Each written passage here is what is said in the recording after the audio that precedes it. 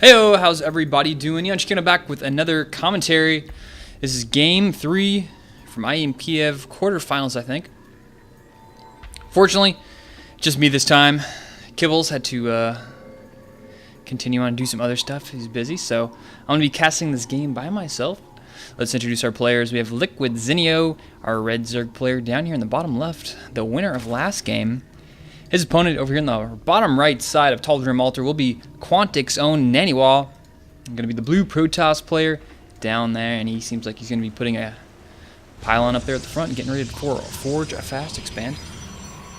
I do want to give a shout out to Clan Hex P.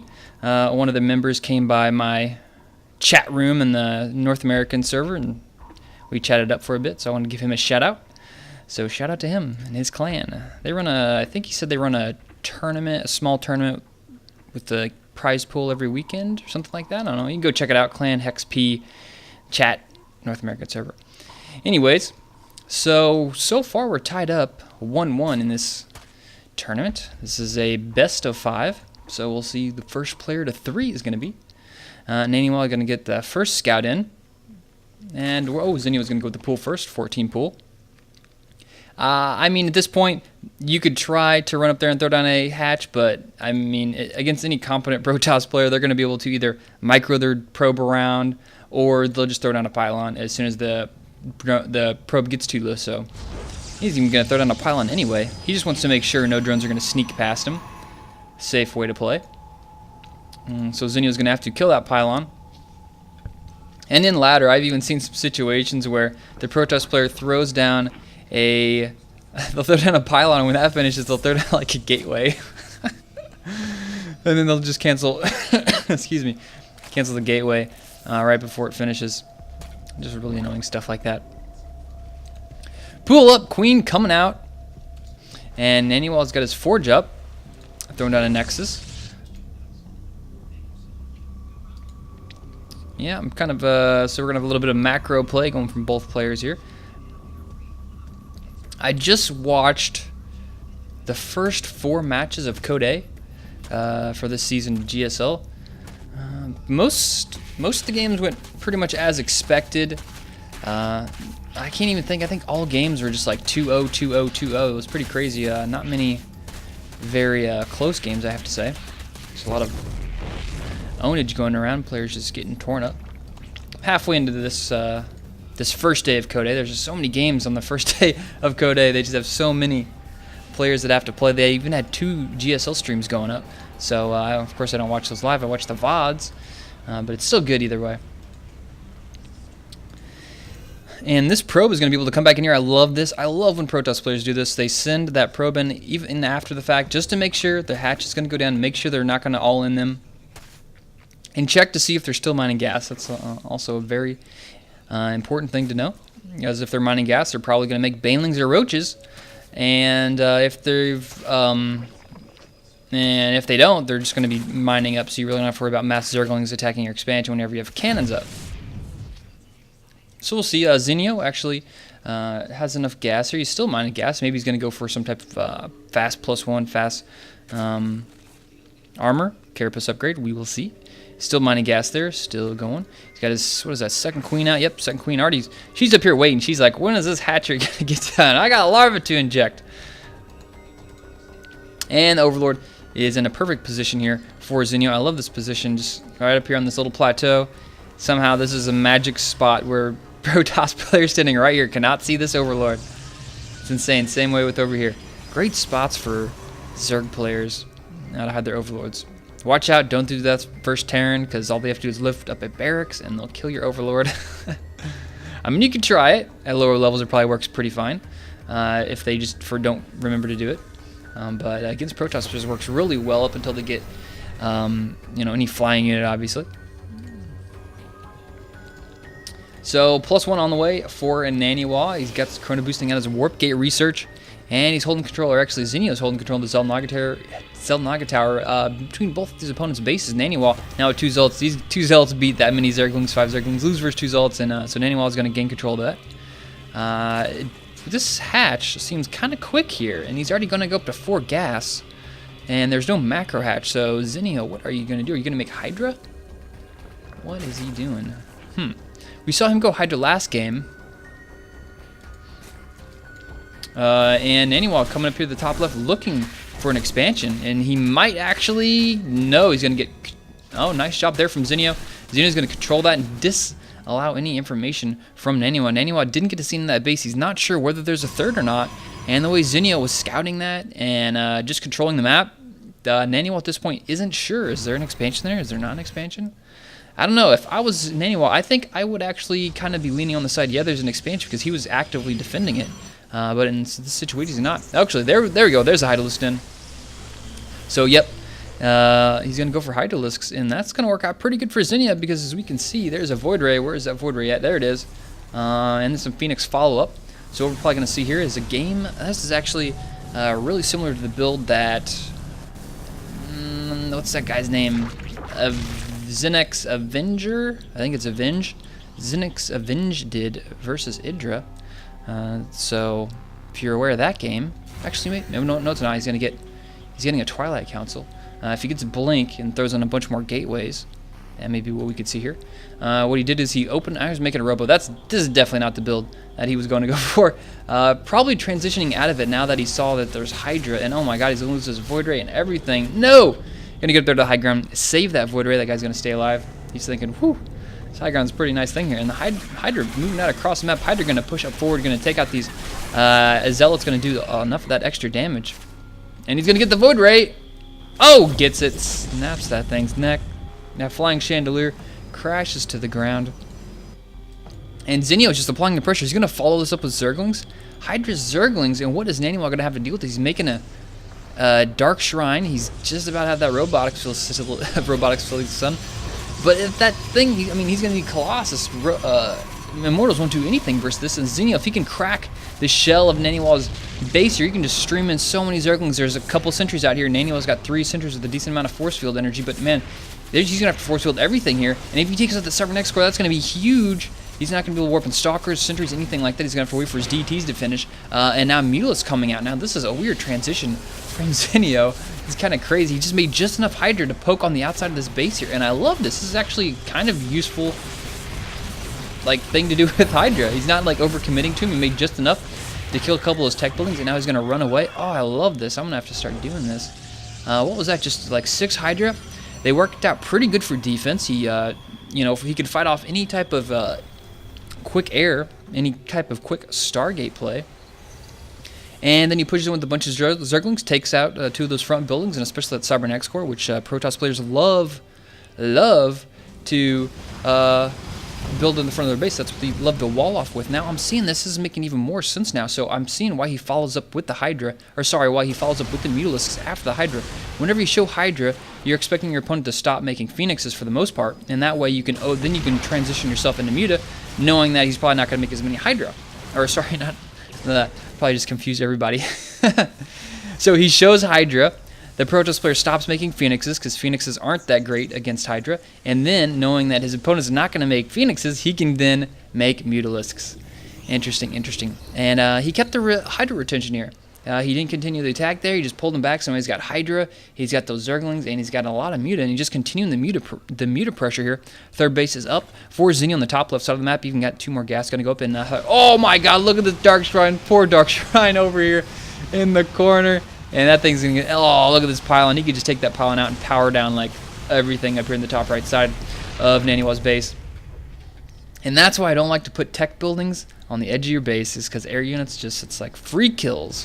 Free kills. I love that I keep that stuff around the center of my nexus. That's just my personal preference, because the one time something like that happens, I'll just be like, oh, really? Really?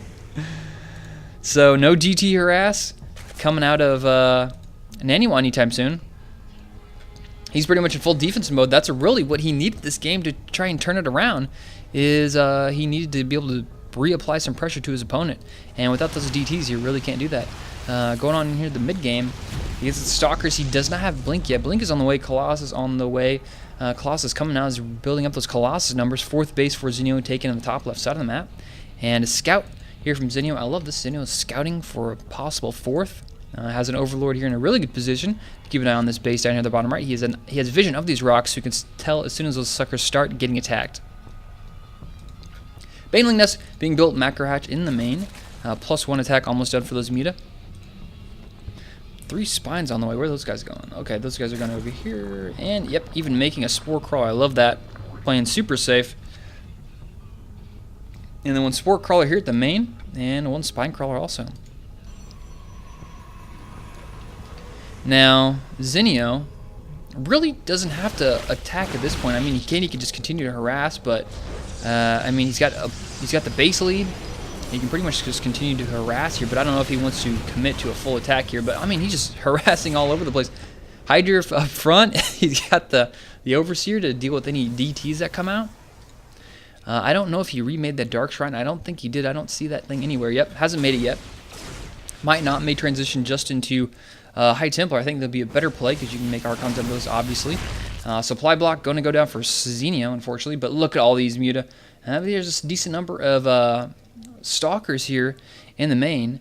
And wow, those upgrades here for a Naniwa are actually a little bit behind.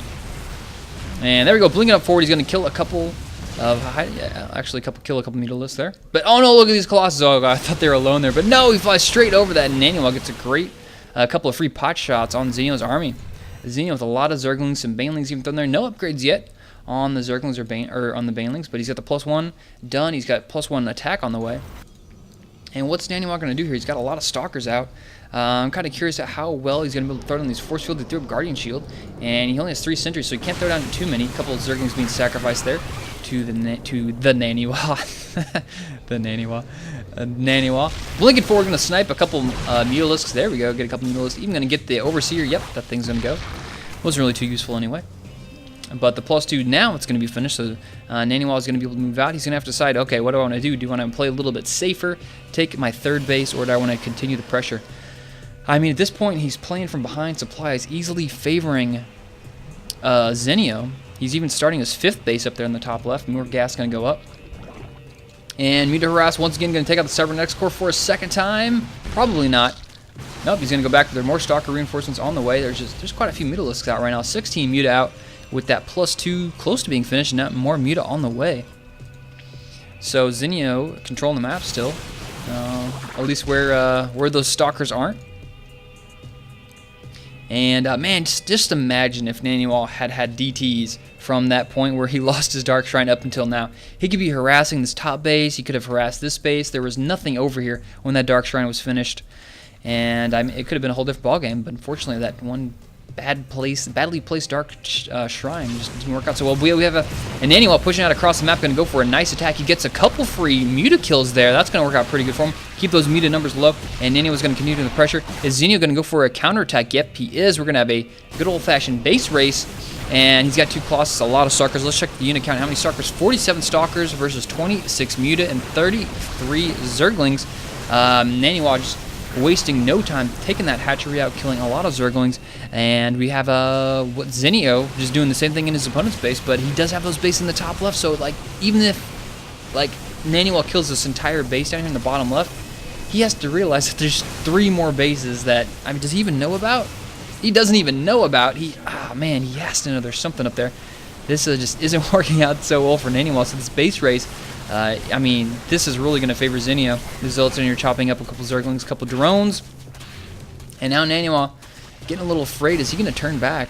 Seems like he's going to turn back. Nope, not going to turn back. Yep, now he's going to turn back. Okay, so let's go back over here to Naniwa's base. The Hydra are going to get taken out. And wow, there's just not much left here. So many Muta 2 attack upgrade.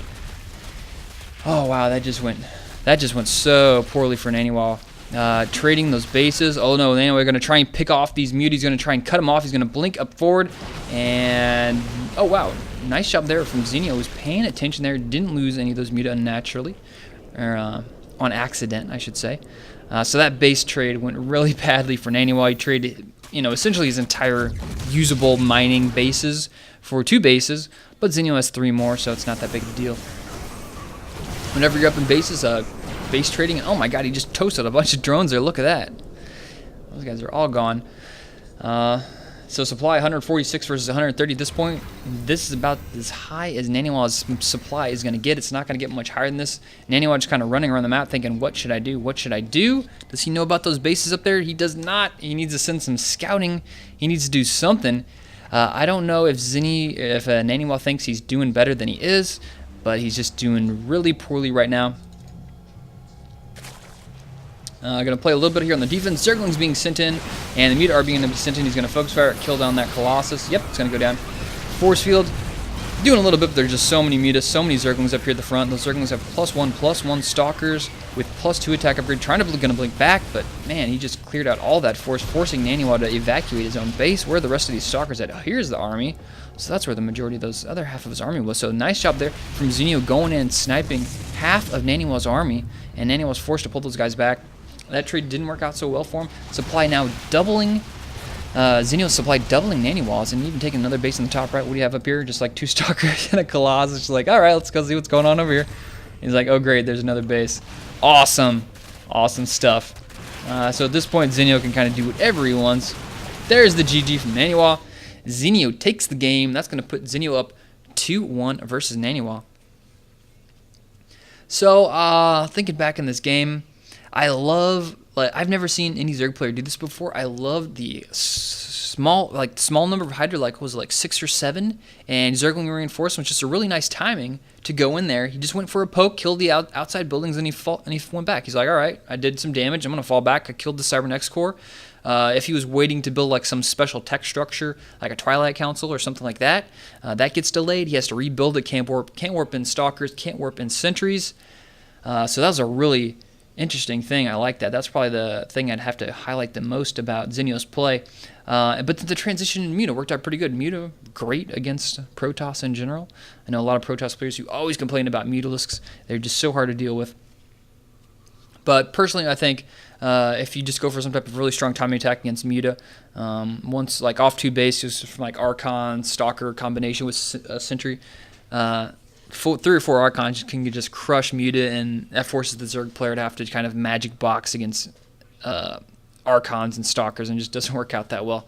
But anyways, good game here. Zenio just teaching all of us how to play Zerg and actually make Hydra useful versus Protoss. So I hope you guys enjoyed this series. Make sure to comment on my videos, thumbs them up if you appreciate them, and also subscribe to my YouTube channel. I'd like to thank all the new subscribers I've got recently. I just continue to get more and more subscribers. I love it. Thank you guys for subscribing. And we still have one more game in the series, so tune back in for that. Once again, see you guys later.